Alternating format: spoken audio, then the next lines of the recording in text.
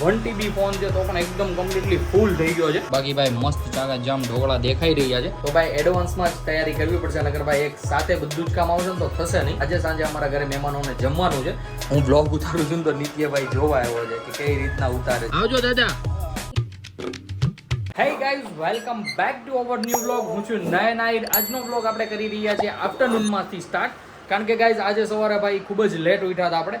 કાલ રાતે મેં તમને કીધું એ પ્રમાણે હું ભાઈ લેટ આવ્યો હતો ઘરે જગદીશ દાદાને ત્યાંથી, અને સાથે સાથે આપણે જગદીશ દાદાને ત્યાં ગયા હતા ને કાલે, તો સાગર, ચેતુ ને દયુ ને બધા જ આવ્યા હતા બેસવા માટે. ભાઈ આપણે એ મોમેન્ટ બહુ જ મિસ થઈ ગઈ, મગર કંઈ વાંધો નહીં, કામ હતું એટલે જવું પડ્યું હતું. મસ્ત એવો કાલનો દિવસ ગયો તો. કાલનો બ્લોગ જે કોઈ પણ ન જોયો નીચે ડિસ્ક્રિપ્શનમાં લિંક છે, જઈને જોઈ આવજો, ખૂબ જ મજા આવશે. અને ગાઈઝ અહીંયા બધા જ એકદમ કમ્પ્લીટ થઈને બેઠા છે. જમવાનું પણ એકદમ કમ્પ્લીટલી બની ગયું છે, બસ ખાલી રોટલી અથવા રોટલા જ બાકી છે.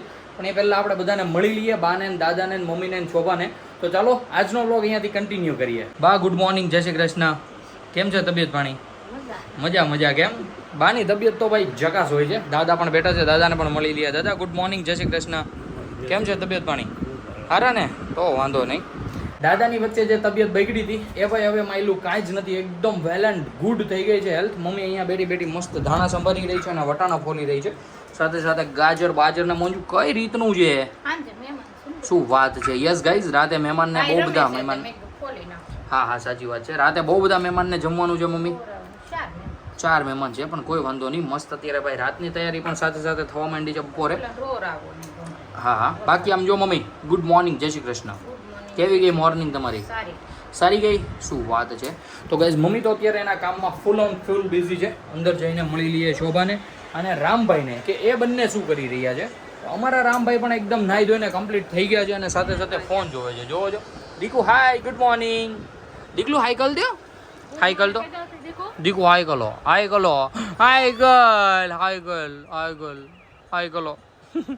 ગાઈઝ રામભાઈનું એક ટકો પણ મૂડ નથી લાગતું, તો મળી લઈએ શોભાને. શોભા ગુડ મોર્નિંગ, જય શ્રી કૃષ્ણ. ગુડ મોર્નિંગ, જય શ્રી. કેવી ગઈ તમારી મોર્નિંગ? સારી. સારી ગઈ, શું વાત છે. અને નાઇટ સારી. તો વાંધો નહીં. તો ગાઈઝ આવી રીતના કંઈક મસ્ત ચાકા જામ બધાની મોર્નિંગ ગઈ છે. બધા જ ભાઈ પોતપોતાના કામમાં બિઝી છે.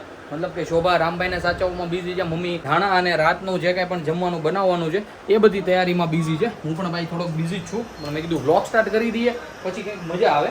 તો ગાઈઝ હું બેસી રહ્યો તો ભાઈ મારા ફોનમાંથી બધું બેકઅપ નાખું હતું મારે લેપટોપમાં, કારણ કે મારે 1 TB ફોન છે તો પણ એકદમ કમ્પ્લીટલી ફૂલ થઈ ગયો છે.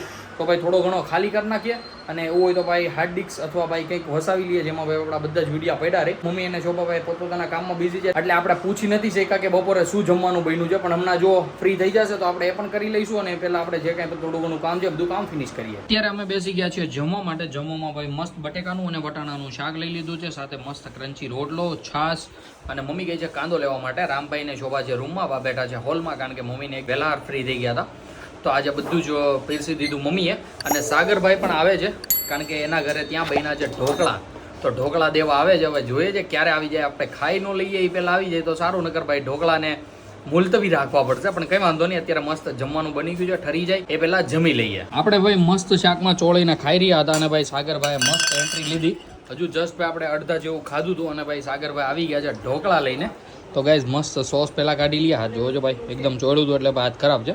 બાકી ભાઈ મસ્ત ચાકા જામ ઢોકળા દેખાઈ રહ્યા છે.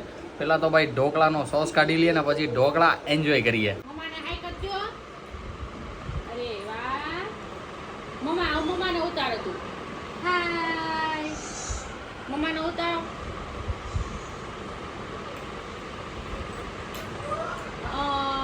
અરે વાહ.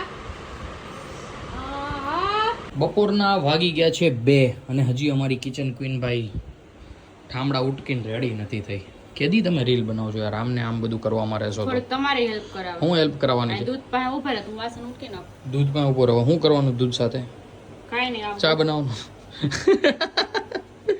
તો જાવું ન જોઈએ. ઓકે ચાલો, દૂધ જાવું ન જોઈએ, બરોબર, આવવું જોઈએ, જાવું ન જોઈએ. આ હેની વાળી તપેલી છે? દૂધ વાળી. દૂધ જ છે, ઠીક. પેંડો થઈ ગયો એમ ને. તો ગાઈઝ આપણે ભાઈ અત્યારે થોડીક વાર દૂધને જોઈશું, અહીંયા માણીશું એક ઉફળ આવે ત્યાં સુધી, કારણ કે એ રાત માટે મેળવવાનું છે દહીં. તો અત્યારે ભાઈ ગરમ કરીને મેળવણ નાખી દે એટલે સાંજ પડે ત્યાં ચાકા જામ દહીં બની જાય, અને શોભા બધું કામ પતાવી નાખે, મતલબ કે કચરા પોતા કરી નાખે, અને વાસણને ઉટકવાનું છે એ ઉટકી નાખે. મમ્મી ગઈ છે રામભાઈને લઈને રૂમમાં સુડાવવા માટે, તો મમ્મી સુડાવી રહી છે રામભાઈને.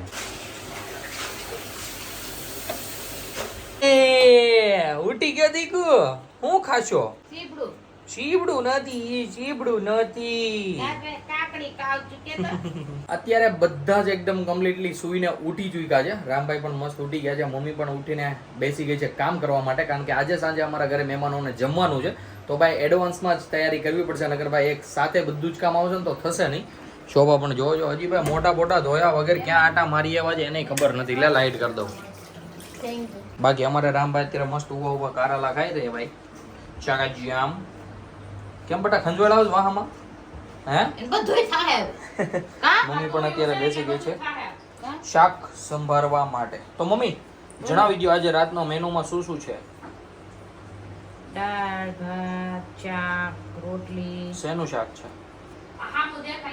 નામ નથી આવતું તુરિયાનું. પછી બીજું દાળ ભાત શાક રોટલી, દાળ ભાત શાક બટેકા વડા, બટેકા વડા, વડા પછી દૂધ પકોડા, દૂધ કોલ્ડ ડ્રિંક પણ છે. પછી પકોડા